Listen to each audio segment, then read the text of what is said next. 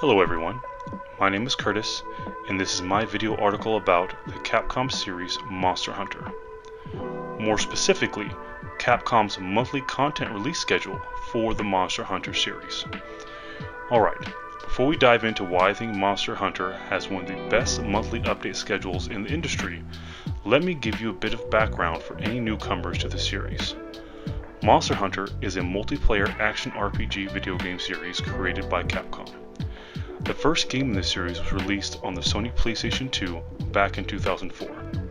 The game has an enjoyable game loop. You gear up, eat, depart on a hunt, harvest monster parts, and change those monster parts into new weapons and armor. You repeat this loop as many times as you need to create stronger and stronger gear to take on the toughest monsters the game has to offer. Recent titles in the series, Monster Hunter World and Monster Hunter Rise, implemented free monthly title updates that includes new monsters, armor, weapons, and quests. Then after about a year of free updates, Capcom releases a paid downloadable content which gives their players free monthly updates all over again. With each free monthly update, Capcom teases its audience with an exclusive trailer that reveals a new monster for players to hunt. Although, typically the trailer doesn't reveal everything the new update has to offer, which are usually more monsters. Typically the monsters Capcom chooses are either legendary monsters like the Teostra, or a variant monster in the current game's roster, like the Golden Rathalos. These monsters vary in strength and abilities. They also can drop extremely useful monster parts. This gives players a big incentive to continue to play or even to bring back players that stop playing altogether. Each update adds a new quest for the player to fulfill, which rewards the player with new weapons, armor, digital skins, or abilities to customize their character even further. With the release of the new monsters comes the release of new and stronger gear. Each new monster the game throws at you comes with a new set of monster-specific weapons and armor.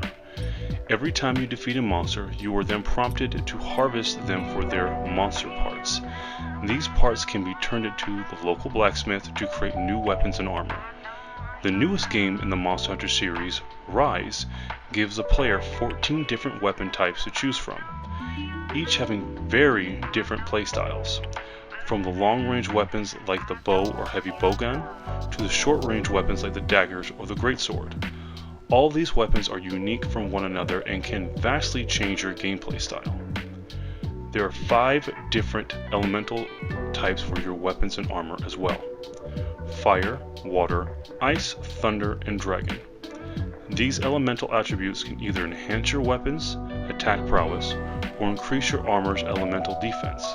By doing this, you, the player, can become stronger so you can take on whatever the game throws at you. After about a year of free updates, Capcom will release a huge paid DLC pack. Typically these packs run around $39.99 USD, which isn't as expensive as the base game sitting around $59.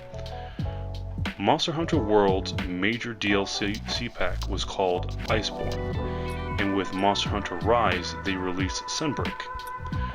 With the release of Sunbreak, Monster Hunter Rise gained a new social hub, monsters, weapons, main storyline, side quests, and much more content. According to HowLongToBeat.com, it would take an average player 42.5 hours to get through Sunbreak alone, and that's not including Monster Hunter Rise's base game.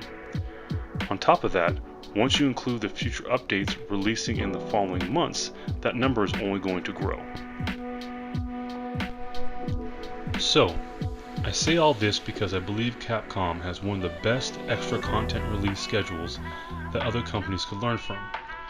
With us being in the age of loot boxes and paid yearly subscription services, Capcom gives its players free quality monthly updates that keeps their fanbase happy with content. About a year later, they drop a fairly priced content-packed DLC, which starts the free monthly updates all over again.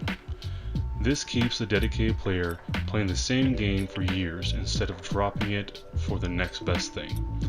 I know it worked on me, my wife, and plenty other players. I can't wait to see what the Monster Hunter series has in store next.